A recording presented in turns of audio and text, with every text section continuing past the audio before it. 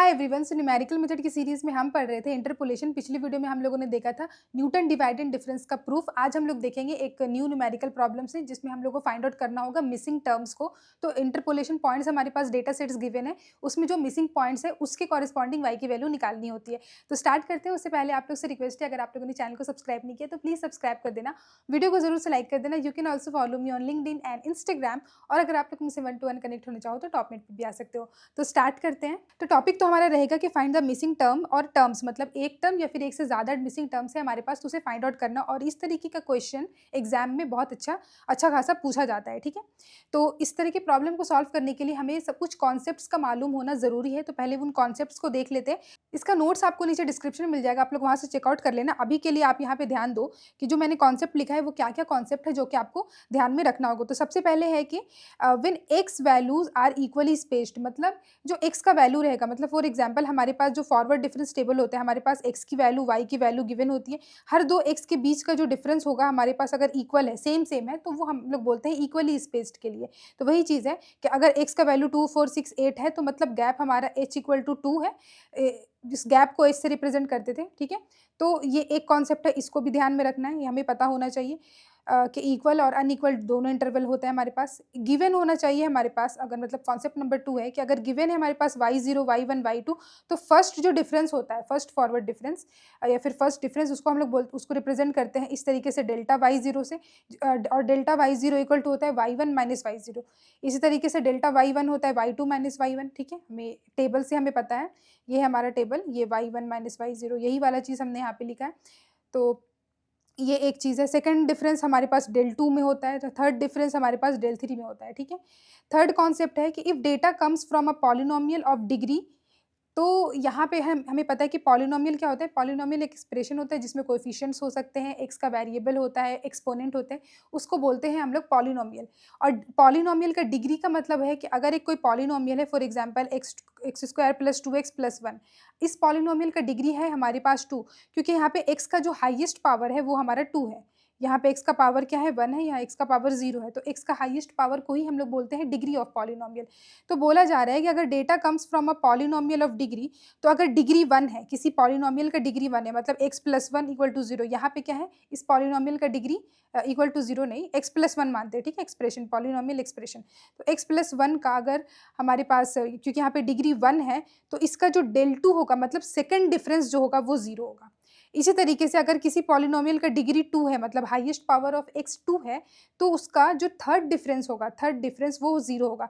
मतलब n plus 1, अगर ये 2 है तो 2 प्लस 1 यानी कि थर्ड वाला डिफरेंस 0 होगा। इसी तरीके से डिग्री 3 है तो फोर्थ डिफरेंस हमारा 0 होगा। ये कॉन्सेप्ट याद रखना है। फोर्थ हमने ये ऑलरेडी पढ़ लिया है, interpolation existence and uniqueness theorem. इसमें क्या है कि अगर n डिस्टिंक्ट पॉइंट हमारे पास गिवन है, x0 से लेकर के xn तक हमारे पास पॉइंट्स गिवन है, डेटा पॉइंट्स मतलब पेयर में x y इस तरह से, तो there exist a unique polynomial, मतलब वहाँ पे एक यूनिक पॉलिनोमियल एग्जिस्ट करेगा। अब जैसे हम लोग देख सकते हैं कि एक्स स्क्वायर प्लस 2, जब पॉलिनोमियल हमने पढ़ा है, तो एक पॉलिनोमियल होगा of degree at most n minus 1, जिसका degree at most n minus 1 होगा। ये हमें पता है, that passes through all the points, मतलब जितने भी पॉइंट्स हमारे पास x0 y0 और x1 y1, वो सारे पॉइंट से पास करेगा, मतलब वो सारे पॉइंट से सेटिस्फाई करेगा। और जो डिग्री होगा वो एट मोस्ट n माइनस 1 होना चाहिए। इसका मतलब क्या है, एट मोस्ट का मतलब कि जो लेस देन इक्वल टू, यानी कि नॉट एग्जैक्टली, मतलब जो उसका डिग्री होगा, मतलब हाईएस्ट पावर ऑफ x होगा, वो less than equal to n minus 1 होगा। ये इंपॉर्टेंट है, ये भी हमारा इंपॉर्टेंट है। इसके बाद नंबर 5th है कि with n data points we can compute difference up to order n minus 1। ये वाला बेसिकली यहाँ पे क्या बोल रहे हैं कि अगर हमारे पास डेटा पॉइंट्स यहाँ पे क्या है, 1 2 3 4 डेटा पॉइंट है, तो हम लोग डेल 3 y तक ही हम लोग अपना उसका डिफरेंस निकाल सकते हैं। तो अगर n है तो n माइनस 1 तक हम लोग इसके डिफरेंस को कंप्यूट कर सकते हैं। वही चीज़ यहाँ पे लिखा हुआ है, अगर n डेटा पॉइंट्स है तो कंप्यूट कर सकते हैं उसके डिफरेंस को, n माइनस 1 तक हमारा टेबल बनेगा। उसके बाद 6th नंबर पे है कि if a function is polynomial of degree n, then delta n plus 1 equal to हमारा 0 होगा। ये बेसिकली ये वाला जो पॉइंट है और ये पॉइंट है हमारा सेम ही है, ये हमने ऐसे लिखा है और ये जनरल में, तो ये एक तरीके से सेम हो गया, उसका n प्लस 1 0 होगा। 7th नंबर पे है हमारे पास कि व्हेन वी यूज डेल का पावर k, मतलब डेल 2 डेल 3, अगर इस तरीके से हम लोग कुछ यूज कर रहे हैं, इट मीन्स के प्रीवियस डिफरेंस जो होगा, मतलब k माइनस 1, वो हमारा कॉन्स्टेंट होगा। तो ये एक इम्पॉर्टेंट चीज़ है। अगर हम लोग कोई एक डिफरेंस को मान लेते हैं कि del three of Y equal to 0, इसका मतलब जो डेल टू वाई होगा ना वो हमारा कांस्टेंट होगा। ये वाला हमारा पॉइंट नंबर 7 है। पॉइंट नंबर 8 हमारा मिसिंग टर्म के लिए इम्पॉर्टेंट है, वो ये है कि if number of missing terms missing value equal to K, मतलब हमारे पास जो क्वेश्चन में दिया हुआ है कुछ डेटा सेट्स, उसमें अगर हमें बोला गया है कि एक मिसिंग वैल्यू है और उस वैल्यू को फाइंड आउट करना है, मतलब missing value equal to K मतलब मिसिंग वैल्यू अगर हमारे पास 1 है, एक नंबर ऑफ मिसिंग टर्म हमें वन मिसिंग टर्म के लिए बोला है, then choose a degree that gives at least K independent equation. तो हमें पता है कि अगर हमारे पास क्वेश्चन में एक मिसिंग टर्म निकालने बोला है तो हमें एक इक्वेशन चाहिए। अगर हमारे पास एक इक्वेशन रहेगा तो उस मिसिंग टर्म को हम निकाल सकते हैं। अगर यही के की वैल्यू हमारे पास 2 रही, 2, तो if number of missing term equal to 2, तो हम दो मिसिंग टर्म यानी कि दो वैल्यू ए और बी को निकालने के लिए हमें दो इक्वेशन चाहिए होगा। तो यहाँ पे क्या है कि then choose a degree that gives at least K यानी कि 2 इंडिपेंडेंट इक्वेशन। ठीक है, अब यहाँ पे चूज अ डिग्री का मतलब क्या है, हमें पता है कि जो चूज अ डिग्री मतलब यहाँ पे ये वाला जो थ्योरम है इसमें हमें बोला है कि जो डिग्री होता है ना वो एट मोस्ट n-1 होता है। मतलब वो इक्वल टू एन हम लोग नहीं बोल रहे, इक्वल टू n-1 नहीं बोल रहे, less than equal to n-, तो उस हिसाब से हमें चूज करना पड़ता है। तो ये ज़्यादा डिफिकल्ट है नहीं, बस ये सारी चीज़ों को आपको ध्यान में रखना होगा। ठीक है, इससे एमसीक्यू क्वेश्चंस भी आपसे पूछे जा सकते हैं। तो स्टार्ट करते हैं क्वेश्चन से, न्यूमेरिकल प्रॉब्लम नंबर 1। इसमें बोला जा रहा है कि find the missing value in the following table.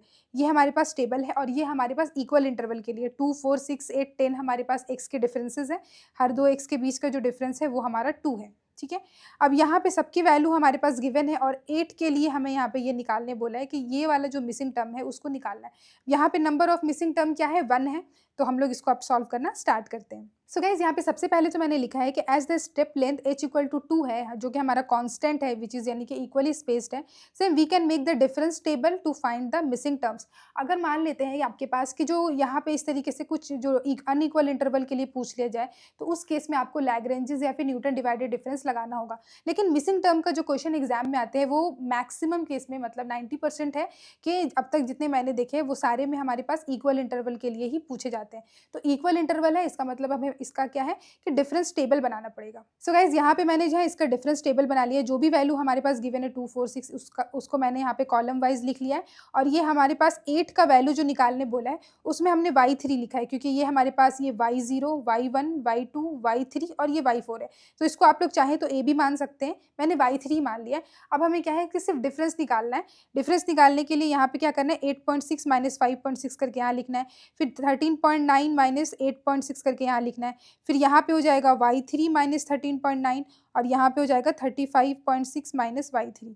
तो पहले मैं इस टेबल को कंप्लीट कर लेती हूँ। सो गाइज यहाँ पे मैंने टेबल कंप्लीट कर लिया। हर y की वैल्यू को डिफरेंस करते करते मैंने लिखा, फिर इन दोनों को डिफरेंस करके यहाँ, फिर इन दोनों को करके यहाँ, फिर इन दोनों को डिफरेंस करके यहाँ।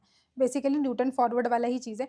अब यहाँ से हम लोग को देख पा रहे हैं कि हमने डेल y निकाला, डेल 2y निकाला, डेल 3y निकाला, डेल 4y निकाला। अब मिसिंग टर्म को निकालने के लिए मतलब y3 को हमें फाइंड आउट करना है। इसको निकालने के लिए हमने जो भी कॉन्सेप्ट पढ़े हैं उन सब कॉन्सेप्ट को अभी हमें यूज़ करना है। तो हम लोग जो जो चीज़ यहाँ से नोटिस कर पा रहे हैं उन सब चीज़ को यहाँ पर लिखना स्टार्ट करते हैं। तो हमारे पास हम देख पा रहे हैं कि नंबर ऑफ डेटा पॉइंट्स हमारे पास कितने हैं, 1, 2, 3, 4, 5 नंबर ऑफ हमारे पास डेटा पॉइंट्स है। तो जो जो चीज़ हमारे पास ध्यान में पहले हम इसको लिखते हैं। सो यहाँ पे मैंने लिख दिया है कि here number of data points हमारे पास क्या है, 5 है। तो अगर डेटा पॉइंट 5 है तो मतलब डिग्री ऑफ पॉलिनोमियल क्या होता है हमारे पास, लेस देन इक्वल टू 4। हमारे पास ये थ्योरम है, ये वाला इंटरपोलेशन एक्जिस्टेंट यूनिकनेस थ्योरम, कि अगर हमारे पास n डिस्टिंक्ट डेटा सेट है मतलब जो डिग्री ऑफ पॉलिनोमियल होगा वो एट मोस्ट n-1 होगा, मतलब less than equal to n-1। तो यहाँ पे हमारे पास सिंस यहाँ पे नंबर ऑफ डेटा पॉइंट्स 5 है तो डिग्री ऑफ पॉलिनोमियल हमारे पास लेस देन इक्वल टू 4 होगा। अब क्या है कि अगर हमारे पास मान लेते हैं कि डिग्री ऑफ पॉलिनोमियल हमारे पास इक्वल टू 4 है, ठीक है, हमें कंसीडर करना पड़ेगा कि मान लेते हैं कि ये वाले इक्वेशन से जो डिग्री आ रहा है मतलब जो x का जो हमारा पॉलिनोमियल बनेगा उसमें हमारे पास x का हाईएस्ट पावर 4 बनेगा, ऐसा मान लेते हैं।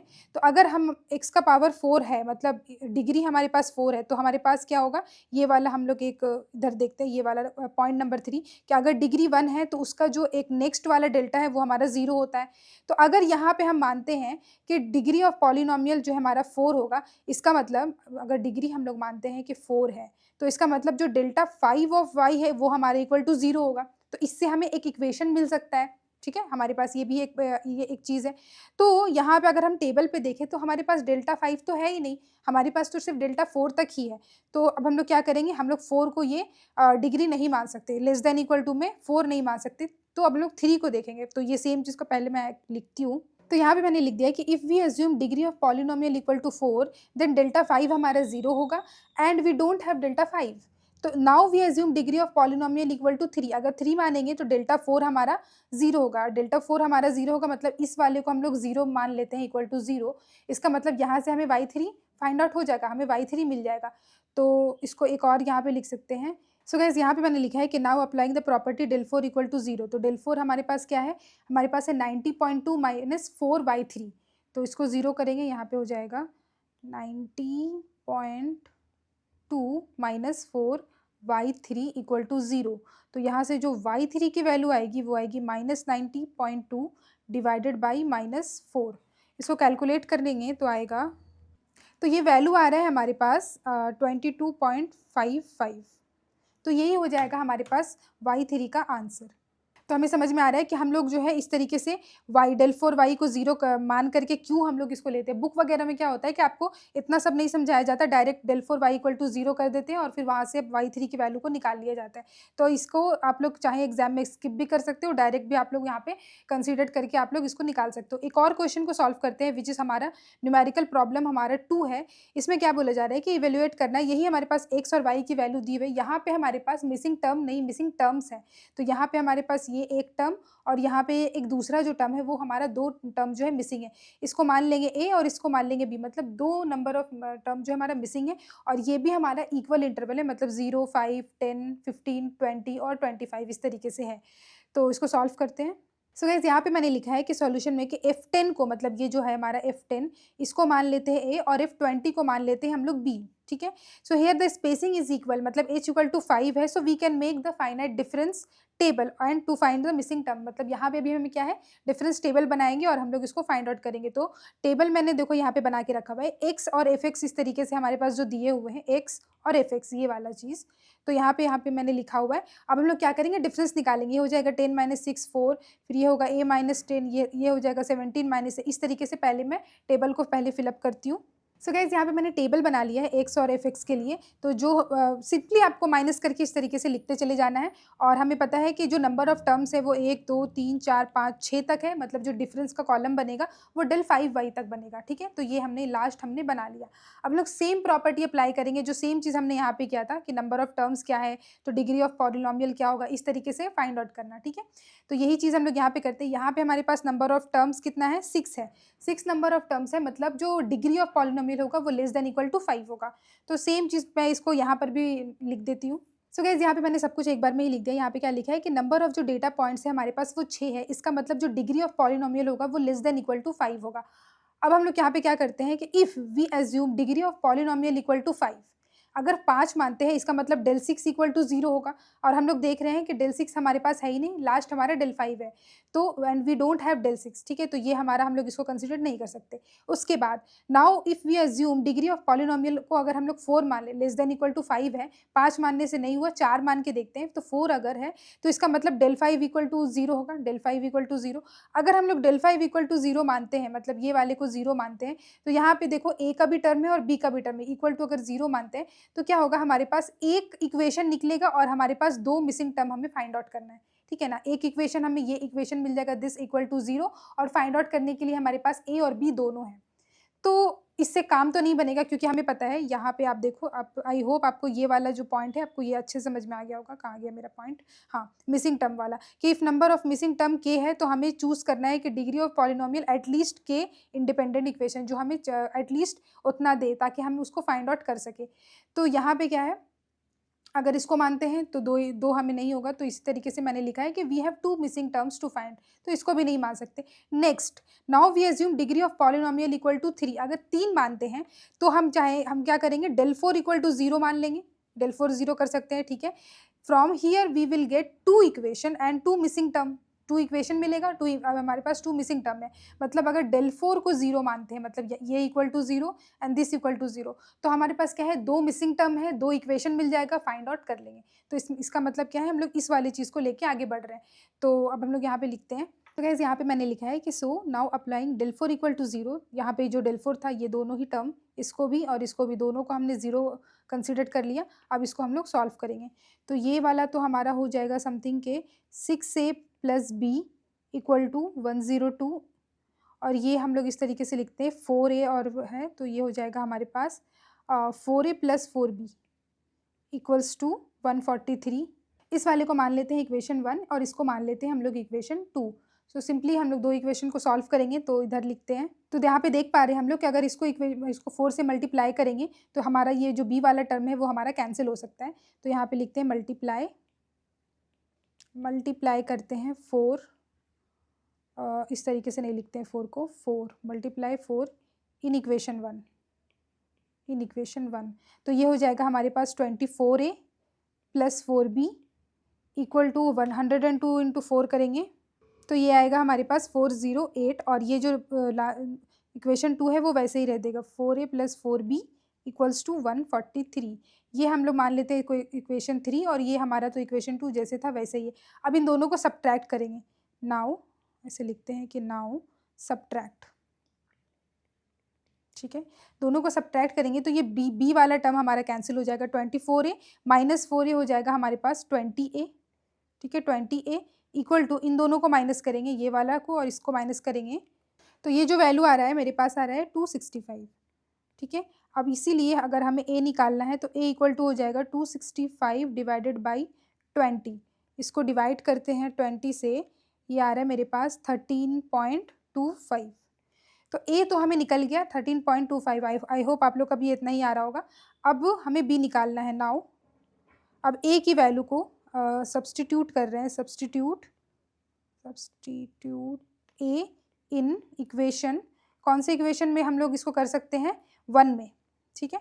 तो इक्वेशन 1 में हम लोग इसको करेंगे तो b इक्वल्स टू है हमारे पास इक्वेशन 1 में 102 माइनस 6 से, तो ये हो जाएगा 102 माइनस 6 इंटू 13.25। तो ये जो वैल्यू आएगा, तो ये वैल्यू आ रही है, b की वैल्यू आ रही है मेरे पास 22.5।